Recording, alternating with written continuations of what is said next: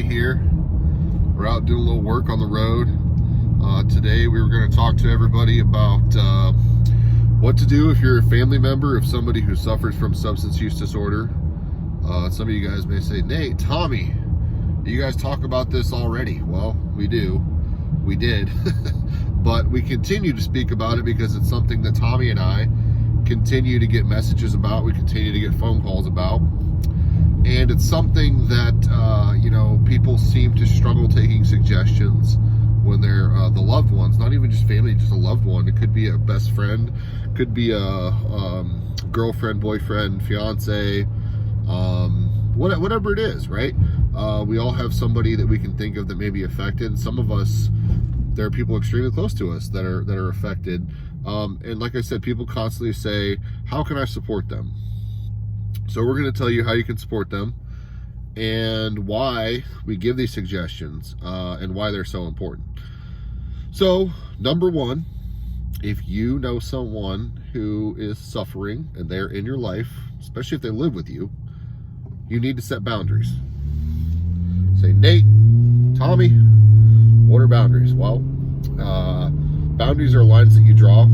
Obviously, not literal lines. I mean, they could be. But generally,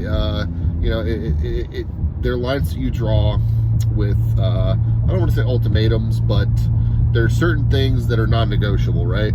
So a lot of people would say, well, what should be some non-negotiables?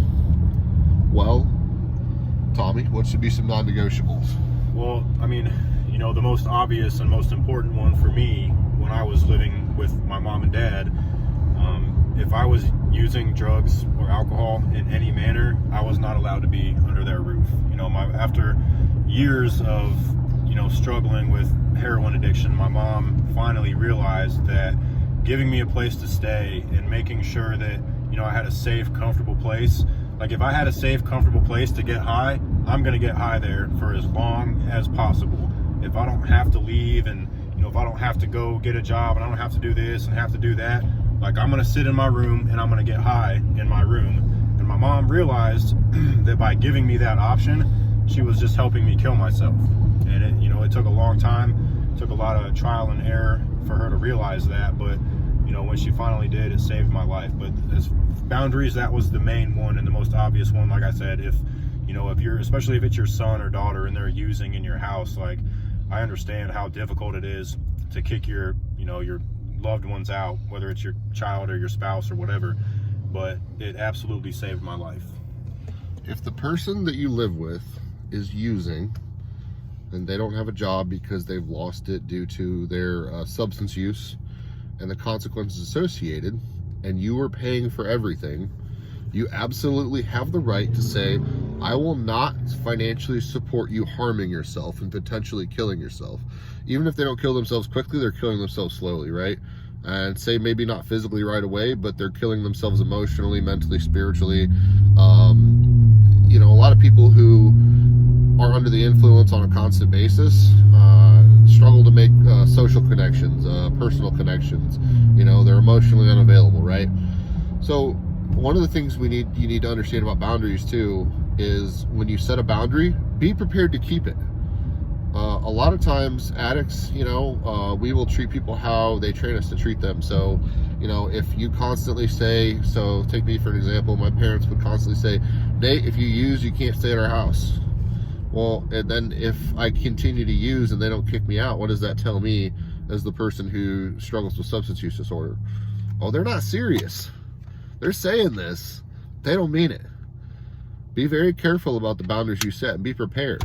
And that is why when it comes to setting boundaries, we harp and harp and harp on people going to support groups where there are other parents, husbands, wives, grandparents, cousins, brothers, whatever the heck you are, who are going through something similar and have done it potentially successfully or are doing it, right? Because it's just like the person who has the disease of addiction or alcoholism or substance use disorder, whatever you choose to call it. They need support in saying no to the drug or the drink. So does the person, the loved one, who, whether you realize it or not, if you're not keeping your boundaries, And if you're becoming obsessed with controlling that person's use, that is codependency. And that will ultimately enable that person to continue using. And who knows where it will lead? Well, we do know where it will lead. But that's why we tell people all the time, go to support groups. Tommy, did your mom get better at setting boundaries and keeping them after she started a support group and started going to it? So when I, early on, the first few years, from the time my mom and dad first found out that I had a problem until I actually did get and stay sober, they really had no support. Like they kind of, my mom especially kind of had to figure it out on her own. I think a therapist probably, I think it was, said to her one day that she was helping me kill myself, like I said earlier. But after I got sober, and I think when I was, I don't know, probably 7 or 8 months sober, my mom met another mom who had a son who was in early recovery, and they ended up starting a support group together. And they meet once a week now. It's been over a year that their group has been up and running, and it's made it a lot easier for her to continue to learn about the disease of addiction, and why it took me so long to get and stay sober, and what exactly addiction does to a person's brain. But I think one of the best things about it for her now is that she spends time with other moms and dads and grandparents that are going through what she went through for so long. And I know it makes a huge difference for them because they have support now that she didn't have. Like I said, she kind of had to figure all this stuff out on her own, and so they started this group, and now all these other family members don't have to do that. So that's when Nate and I are talking to family members, that's always after we get done talking about their loved one that's using, like our next question is always, what kind of support are you getting for yourself through all of this? Because this is a family disease. The family suffers just as much as the person that's using, if not more, because when I was getting high, I was ignoring everything, and my mom was the one that had to deal with it. So I mean, it's, to answer your question, it's made things a million times easier for her, just knowing that there's other people that know what she's going through, and want to be there to help and support her and guide her through that. Yeah. And if you're paying for the person's car, and a lot of times people will say, well, I can't go to treatment because I can't lose my job because my car's going to get taken away. Well, honestly, I mean, if they can't pay for the car, and they're using because they're spending all the money that they get on drugs or alcohol, that's not your problem, unless your name's on the lease, which it may be, or on the title, which I know that's a whole nother thing. But even then, you have to let people face consequences. You can't continue to financially support them, and that is probably the most simple way to help somebody who's suffering some substance use disorder, alcoholism, addiction, whatever it may be, is to withdraw the financial support. I mean, whether you know it or not, that financial support, unless you're helping them pay for treatment, right, which is that's not enabling, that's real support. Anything else is allowing them to continue to have a safe space to use drugs and alcohol in, right? So I mean, it's very important that these boundaries are set and kept.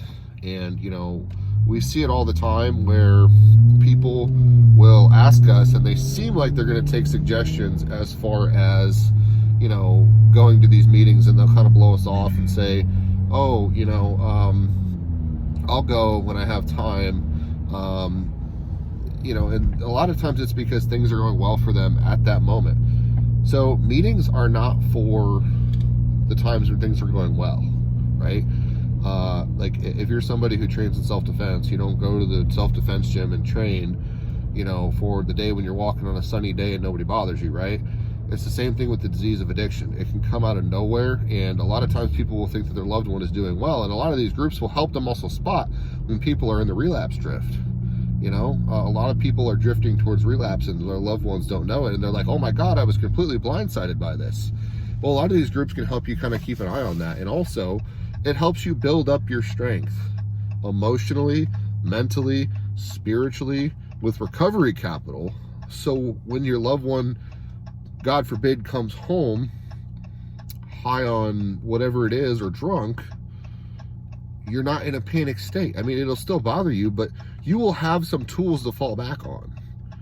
We deal with so many situations where, we could see it coming, and we've been telling people to go to these meetings, and they kind of nod their head, and then they never go, and then they call us, they say, oh my God, Junior is high as a kite. What do we do?